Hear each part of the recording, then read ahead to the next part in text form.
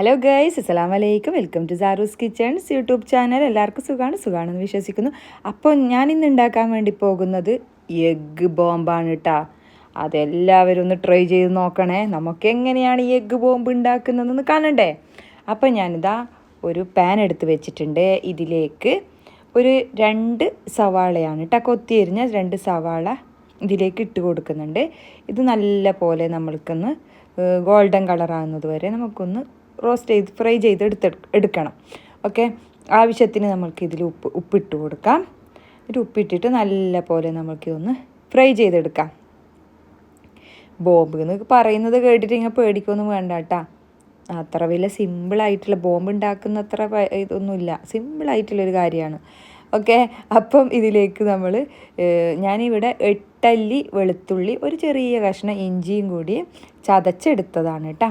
Okay, അതും കൂടി ഇതിലേക്ക്, ഉള്ളി ആയിക്കഴിഞ്ഞാൽ അതും കൂടി ഇതിലേക്ക് ഇട്ട് കൊടുക്കാം. അപ്പോൾ ഞാൻ സൈഡിൽ ചിക്കൻ പൊരിക്കാൻ ഇട്ടിട്ടുണ്ട് കേട്ടോ.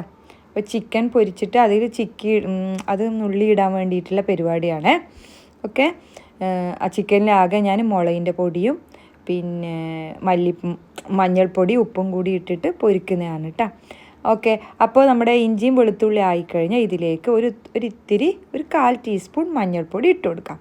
എന്നിട്ട് മഞ്ഞൾപ്പൊടി ഇട്ടിട്ട് നല്ലപോലെ ഒന്ന് ആയിക്കഴിഞ്ഞാൽ നമ്മൾ വെന്ത ചിക്കിയത് നുള്ളിയിട്ടത് അത് ഇതിലേക്ക് ഇട്ട് കൊടുക്കാം. സിമ്പിളായിട്ടുള്ള ഇതാണ് കേട്ടോ. പെട്ടെന്ന് നിങ്ങൾക്ക് ഉണ്ടാക്കിയെടുക്കാൻ കഴിയും. ചിക്കൻ ഉണ്ടാക്കിക്കഴിഞ്ഞാൽ പെട്ടെന്നാവും. ചിക്കൻ നിർബന്ധമൊന്നുമില്ല കേട്ടോ, വേണമെന്ന് നിർബന്ധമൊന്നുമില്ല. ഒരു പ്രത്യേക ഒരു ടേസ്റ്റിന് വേണ്ടിയിട്ടാണ് ചിക്കനും കൂടി ഇതിലിട്ടത് കേട്ടോ. അടുത്തതെന്ന് പറഞ്ഞു കഴിഞ്ഞാൽ പ്രധാനപ്പെട്ട ഒരു സംഭവമാണ് കേട്ടോ ഇതിൻ്റെ. അപ്പോൾ ഞാനിവിടെ ഒരു 8 മീഡിയം സൈസ് ഉരുളക്കിഴങ്ങാണ് കേട്ടോ, വേവിച്ച് വെച്ചിട്ടുള്ള ഉരുളക്കിഴങ്ങാണ് എടുത്തിരിക്കുന്നത്. ഓക്കെ, പിന്നെ 6 മുട്ടയും കൂടി പുഴുങ്ങി വെച്ചിട്ടുണ്ട്. അപ്പോൾ ആദ്യം നമ്മൾക്ക് പുഴുങ്ങിയ പിന്നെ നമ്മുടെ പൊട്ടാറ്റോ ഉടച്ചെടുക്കാം. നല്ല പോലെ ഇത് ഉടച്ചെടുക്കാം. എന്നിട്ട് നമ്മൾ ഉണ്ടാക്കി വെച്ച മസാലയില്ലേ, അത് ഈ പൊട്ടാറ്റോൻ്റെ ഉടച്ചതിലേക്ക് ഇട്ടിട്ട് അതും കൂടി നല്ല പോലെ യോജിപ്പിച്ചെടുക്കാം. പിന്നെ പ്രത്യേക ഒരു കാര്യം ശ്രദ്ധിക്കാനുണ്ട് കേട്ടോ. ഇതിൽ ഉപ്പുണ്ടോയെന്ന് കാര്യമായിട്ട് നോക്കണം. പക്ഷേ എങ്ങനെ നോക്കും, നോമ്പല്ലേ. അപ്പം നമ്മൾക്ക് ആവുന്നത് കണക്കെ നമ്മൾ ഇട്ടോളാം. നമുക്കറിയുമല്ലോ ഇതിലെന്തായാലും ഉപ്പുണ്ടാവുന്നു. അതുപോലെ നിങ്ങൾ നോക്കിയിട്ട് ഇട്ടോളാം കേട്ടോ. എന്തായാലും നോമ്പ് കാലത്ത് ഉപ്പുണ്ടോ പിന്നെ മധുരം ഉണ്ടോ എരിവുണ്ടോ എന്നും നോക്കാനായിരിക്കും പറ്റില്ലല്ലോ. ഓക്കെ, അങ്ങനെ നമ്മൾ മിക്സ് ഫുള്ളായിട്ട് ഇതിലേക്ക് തട്ടിയിട്ട് നല്ല പോലെ യോജിപ്പിച്ചെടുക്കാം. ഓക്കെ, അപ്പം നമ്മുടെ ഇത് റെഡിയായി. ബോംബ് ഉണ്ടാക്കേണ്ട പണിയിലെ പകുതി കഴിഞ്ഞു. അപ്പോൾ ഇതിലേക്ക് ആവശ്യത്തിന് മല്ലിയിലയും കൂടി ഇട്ടിട്ട് നമുക്കൊന്നും കൂടി മിക്സ് ചെയ്യാം. കയ്യിൽ ഒരു ഇത്തിരി വെളിച്ചെണ്ണ തടയി കൊടുക്കാം. വെളിച്ചെണ്ണയോ എന്തെങ്കിലും ഓയിൽ തടയി കൊടുത്തിട്ട് നമ്മൾ ഉണ്ടാക്കി വെച്ച മാവിന്ന് ഒരു ഉരുള മാവ് എടുത്തിട്ട് കൈവെള്ളയിൽ വെച്ചിട്ട് അത് കുറച്ച് പരത്തിയിട്ട് അതിൻ്റെ അകത്തേക്ക് ഒരു എഗ്ഗ് എടുത്ത് വെച്ചിട്ട് എന്നിട്ട് നല്ല പോലെ ഇത് റൗണ്ടാക്കി നമുക്കിങ്ങനെ എടുക്കാം.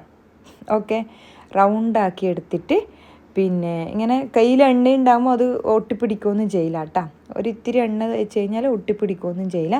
എന്നിട്ട് നല്ല റൗണ്ടാക്കി എടുക്കാം. ഇതാ ഒരു ബോംബ് ഇതാ റെഡിയായി കഴിഞ്ഞു ഗൈസ്. അപ്പോൾ പാത്രത്തിൽ ഓയിൽ ഉണ്ടോ നോക്കാം. ഒരു ഇത്തിരി ഓയിൽ നമ്മൾ പുരട്ടി കൊടുക്കണം കേട്ടോ, അല്ലെങ്കിൽ അത് ഒട്ടിപ്പിടിക്കുമല്ലോ, പൊട്ടാറ്റോ അല്ല ഒട്ടിപ്പിടിക്കും. അപ്പോൾ അതുപോലെ വീണ്ടും നമ്മൾ ഇന്ന് ഉണ്ടാക്കിയെടുക്കണം, ബോംബ് ഉണ്ടാക്കിയെടുക്കണം. 6 ബോംബുണ്ട് നമ്മൾക്ക് ഉണ്ടാക്കിയെടുക്കാൻ.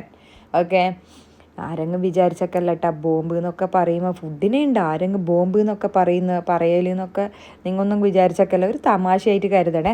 ഓക്കെ, ഞാനിത് 6 ബോംബ് ഉണ്ടാക്കി വെച്ചിട്ടുണ്ട്. ബാക്കി വന്ന മസാലയുടെ മിക്സ് കൊണ്ട് പിന്നെ കട്ട്ലറ്റും കൂടി ആക്കി വെച്ചിട്ടുണ്ട് കേട്ടോ.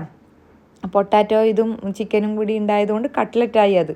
അങ്ങനെയും നമുക്ക് ചെയ്യാം. 2 വിഭവം കിട്ടി നമുക്ക് ഇഫ്താറിന്.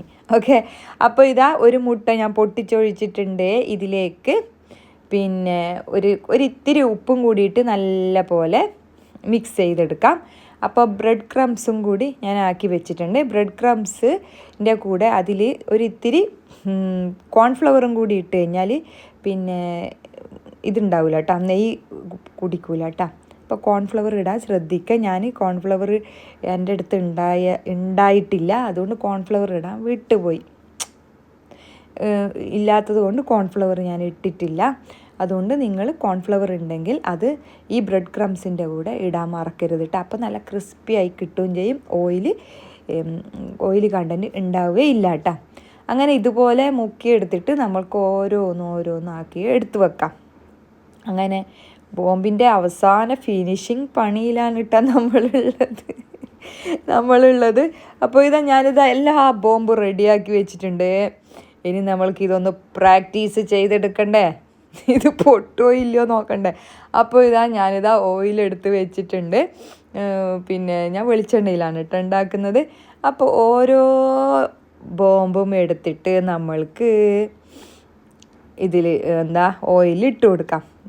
ഇത് മീഡിയം ഫ്ലെയിമിൽ ഉണ്ടാക്കിയാൽ മതി കേട്ടോ, പെട്ടെന്ന് അത് കറുത്ത് പോകണ്ട. മീഡിയം ഫ്ലെയിമിൽ ഉണ്ടാക്കിയെടുക്കാം.